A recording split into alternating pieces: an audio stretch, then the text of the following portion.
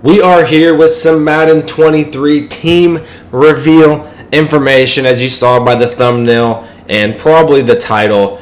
We are going to be using the Houston Texans this Madden. I'm actually very, very excited that we get to use the Texans. I think it's time for a rebuild. You know, we started off with the Giants back in Madden 20. That was a big-time rebuild, a lot of fun, probably the most successful franchise that we've done in our online league. And then we went to the Colts and the Seahawks. Those teams didn't really need much of a rebuild. You know, it was kind of just get on the team and just start banging out some games.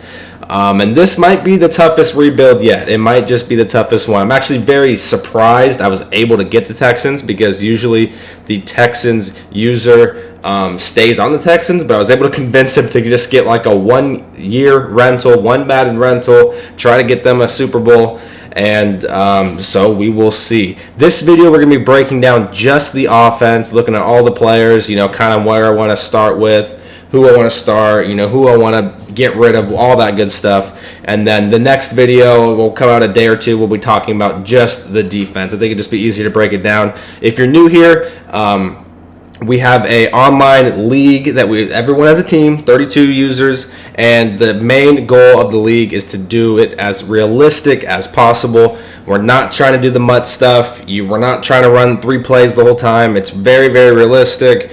The way we do our contracts and stuff, it's just, we try to mirror real life NFL as best as possible. But without further ado, let's get into the offense. Starting off with quarterbacks, we got Davis Mills, Mr. General Mills. I'm not too familiar with the Texans, so if I mispronounce a name or get a little stat wrong about a contract or something, I'm sorry. You got to learn this team. Every time we pick a new team, you know, it takes a while to get used to. But Davis Mills is going to be the day one starter. I think we have a really good opportunity to not have to waste a draft pick on a quarterback. He did okay as a rookie. They did beat the Chargers in real life, which is a very good feat. If you beat the Chargers, that's solid. He flashed here and there. And his stats actually aren't that bad. He's a 71 overall, but his stats really aren't that bad. He has 3 years left on his rookie deal as well, so we won't have to pay him until year 3 or 4, whatever it is. And usually we go about 5-6 seasons in a whole entire Madden, so we won't have to pay Mills until towards the end of Madden, which will be helpful. Getting, you know, if we could get some big money free agent signings in the first couple of years, and then, you know, then we start paying a lot of these young guys in years 3, 4, and 5. So take a look at his stats. He's got 78 speed and 76 acceleration, which is pretty damn solid. For some reason, Jeff Driscoll's got 84. I guess I didn't realize Mr. Jeff there was so fast, which is kind of crazy. But there's no reason Kyle Allen or Jeff Driscoll should reach the starting lineup. It's Davis Mills. He's going straight into the starting lineup, and his speed's pretty solid. Even his passing stats aren't that bad either. Look at the toughness rating. He's a tough man. It's probably because that neck, that big-ass neck is just so tough. 75 change of direction, not too shabby. We'll get over here to the throwing stats. If you hear my mouse click, I'm sorry. It just is what it is. His short accuracy, 87. Medium accuracy, 84. Deep accuracy, 81. Play action ratings at 76, and his throw on the run is a 73. So not the best throw on the run, but he's more of a pocket passer anyways. I'm not expecting to get outside the pocket much with him, you know. I'm really not expecting to do that much. But for his accuracy stats, really not too shabby. And the fact that he's got just under 80 speed, so in a pinch, if I have to get out of the pocket, he can do it. So Davis Mills going straight into the lineup. I really, really hope he works out, because then we won't, like I said, we won't have to pay for a quarterback for quite a long time, and it's always very difficult to find quarterbacks. But I think I'm going to give him a solid 2 years. If he fails after the 2 seasons, we'll probably draft a quarterback in our second draft, and then that way we can play that quarterback as our starter for the remainder of the cycle and not have to pay a quarterback. So that's kind of my plan with the quarterbacks. If Davis Mills doesn't work out, we'll give him 2 seasons. If that second season he still doesn't show us promise, we're going to draft someone, and then we'll roll with that guy the rest of the cycle. That way we don't have to pay any big money at quarterback. Moving on to the fullback and running back position. They only got one fullback on the roster, Mr. Andy Janovich. Pretty sure that's how you say his name. He's obviously going to be the starting fullback. There's only one dude on the roster. Fullbacks, I don't care for too much. I mean, I really don't. So unless for some reason fullbacks are just broken in Madden 23, I don't really care about them much. So Andy will be the starter.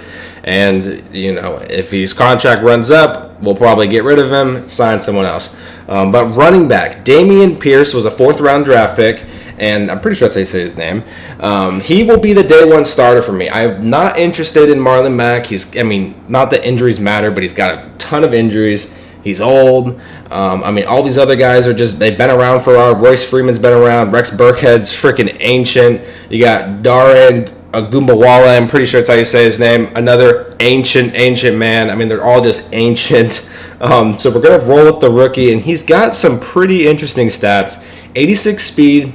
He's not the fastest guy in the world, but out of every back on the team, he has 91 carrying. So he has the best carrying on the team, which is awesome. Hopefully, not much fumble problems. And then another pretty cool thing is he got pretty good trucking. And I think it's, best on the team. So if trucking, I didn't get a chance to play the closed beta, unfortunately. So if trucking is good this Madden, he's got very, very good trucking. His toughness is at 91, best on the team as well. So he'd be nice, big bruiser, just running people over. That would be ideal.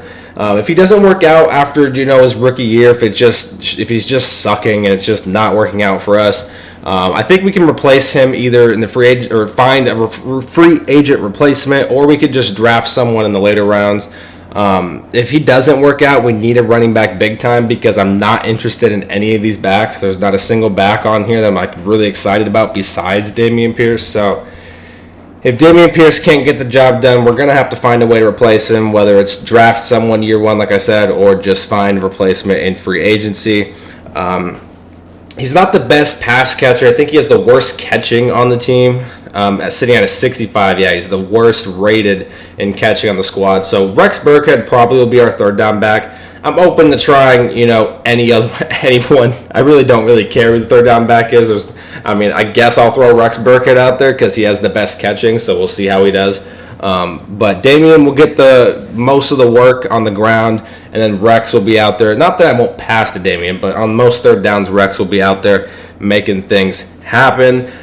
Very, very interesting Dameon Pierce, like I said. I just hope it pans out. He's got pretty good juke moving too, as well, if we can scroll over here. His juke's sitting at an 80. Not bad. His spin's kind of piss poor to 71, but he does have 76 stiff arm. His ball carrier vision's at 82. 81 change of direction. I wish he was a little bit faster. That would make me a lot more interested. Like if he was sitting at 88 right now, that would be absolutely awesome. 86 is a little slow. His acceleration's good, but the top speed is just not there. But if he's just running over people, making things happen, then I will definitely love that. He will be the day one starter. 3rd down back, I'm open to anything, whatever you guys have in the suggestions. Also, before I forget, please leave suggestions of what you think we should do, who we should start, how we should, go about the offseason and stuff. This is just as much as your team as it is mine. I'll take all the criticism, all the tips, whatever. If you're a Houston Texans fan and you're like, I really like this guy, let me know about him, because I don't know much about this squad. But Dameon Pierce will most likely be our day one starting running back. So wide receiver is kind of a tricky position group on this team. There's some decent quality out here at wide receiver that we got, but we can go a bunch of different directions. First one being Brandon Cooks. I believe he's got 3 more years left on his contract. He's a very solid receiver, 87 overall, really, really good stats. Brandon Cooks, I don't think has the best trade value. I think he's 28 or 29, so he's up there in age. He does not have the best trade value in a user league, especially where you're making trades with an actual human, not a robot. The overall doesn't matter. The age plays a factor. The contract plays a factor. So Brandon Cooks, I will be just playing out his rest of his contract. No plans on moving him. Just let him finish out his 2 or 3 years left, whatever it is, and just let him walk after that. If for some reason Brandon Cooks is like just a Hall of Fame talent, God-sent player, maybe I'll keep him around if I can get him for a year or 2 after that. But I think the plan is going into it is just use him while we got him. He's up there in age, but we got a couple more seasons with him where he's still going to be solid. And then once his contract's up, just let him walk. So now here is where it gets different with our slot receiver and our other receiver out wide. Brandon Cooks will be our wide receiver 1, but the other out wide receiver in the slot, we can go a few different directions. First one being John Mechie. I think that's how you pronounce his name. Probably should have looked it up. He was drafted in the second round. Very, very high draft pick. Good speed. He's got some pretty solid stats. Sitting at a 73 overall. We could play him out wide and move Philip Dorsett in the slot. Philip Dorsett reminds me kind of my Colts franchise when I had Paris Campbell. I think Paris Campbell had a little bit more speed, but like a similar type player. And I made a lot of things happen with Paris Campbell that Madden and Madden 21. Excuse me. So we could go that route. Or a guy I do like, Nico Collins. We could put him out wide. He's still very, very young. He's sitting at 23 years old, man. I looked that up correctly. This man is 23. He's a young receiver. I think he's 6'3", 6'4". He's a big body receiver, which I do like big receivers. Obviously, if you guys watched last Madden, you saw what we did with DK. I mean, we made with the Seahawks. DK was an absolute unit. So Nico Collins, we could roll out with Brandon Cooks as the wide receiver 1, Nico Collins out wide as a wide receiver 2, and then push John Mechie into the slot. Now that trio, I think, is the best option for me. Like I said, I'm open to keeping John out wide and putting Philip Dorsett in the middle, and then Nico Collins will just be our 4th receiver out there. But I think the best option is Brandon Cooks at the 1, Nico out wide as well on the other side, with John, the rookie, in the middle. Let me know what you guys think about that. I'm really not too interested in any of these other receivers like Chris Moore, Chad Beebe, not really interested. These guys, Jalen Camp, really could care less. It's mainly these top 5 guys. Chris Conley's another one. I don't think, out of all the options of starting wide receivers, I don't really see myself having Chris Conley as a starter. I mean, he's just going to be a backup guy, I think. So the rotation, or the starters, is between Nico, John, Phillip, and Brandon Cooks. Brandon Cooks is the 1. So the other 2 spots are between these 3 guys. Like I said, I'm open to suggestions of how you guys think we should set it up going into the season. But I think the best option would be Nico out wide with Brandon Cooks and then putting the rookie John into the slot. Now our tight end group is an interesting one. They have Teagan, who they drafted in the 5th round, I believe, all the way down here at a 63 overall. His stats, I'll be honest, don't look very interesting. I'm really not interested in this guy at all, unless someone could tell me something about him that I don't know about, but he just does not look very interesting. He's super slow, 74 speed. I mean, he's got no speed at all. His strength's the highest, so maybe he's a good run blocker. I'm not too sure, but he just, not that speed's a big factor, but I mean, 74 is so slow, man. He's not going to outrun anyone. Everyone's going to keep up with him. And it's just not really someone I'm interested in. Brevin Jordan, I'm pretty sure that's how you say the man's name. Still pretty young. I think he's 23 or 22, so he's really, really young. Really good speed at 85 speed, 89 acceleration, and 80 catching. So he's the day 1 starting tight end for us. I would love to develop him and keep him as just our tight end the whole entire cycle if things pan out. I think if it doesn't, we got to replace this position bad, because if for some reason Jordan does not pan out for us, I mean, Farrell Brown, not interested in him. Mr. Daniels down here, he's got good speed, but I'm really not interested in him either. I already talked about him. I mean, I'm assuming Mr. John's the long snapper, but it's just, it's bad, man. If Brevin Jordan does not work out, we need to figure this position group out, because it is just extremely bad. But if he does work out, I think it's a big plus, because he's 22, so 5-6 seasons deep. He's still going to be young. He'll be sitting at 26, 27, something like that. So he's still going to be insanely young by the time we hit the very end of our Madden cycle, which would be awesome. And he should be like a freaking monster, super high 80 overall or something. But he will be the day 1 starting tight end. Fingers crossed it works out for him, because I'm excited to use him. But we will see. Now into the more boring stuff, we got the offensive line. And besides left tackle and left guard, let me tell you, center, right guard, and right tackle are not the best. It is piss poor. But left tackle, this is our highest overall. It's Laramie Tunsil, 88 overall. Now here is the thing. In our Madden leagues, every year we are allowed to trade up to 3 separate trades that involve players. So we have that. But the first season, it always is a one trade thing. Okay, you get the first season, you only can trade one actual trade to another team that involves players. You can have multiple players in the trade, or you can have one. But out of all the people on my team that actually have decent value in the trade market, I think is Mr. Laramie here. Now, our offensive line, if we do trade him, is going to be terrible. It is going to be probably one of the worst offensive lines in the league. It's going to be so bad. We got Dameon Pierce, who might get chewed alive back there, and we got Davis Mills, a young quarterback, who also might get chewed alive back there. Might fumble a lot, get sacked a lot, might throw a lot of picks. It could be bad, but in the long run, it could be good because Laramie, I believe he has 2 years left on his contract. So, I'm by the way, I am also open to keeping him. I mean, if we decide to keep him, I'm open to that too. But we will have to pay him in about 2 years to probably an even bigger deal because it'll probably be in the 90s, I would assume, at that time. So it'll be even more than what he's on now.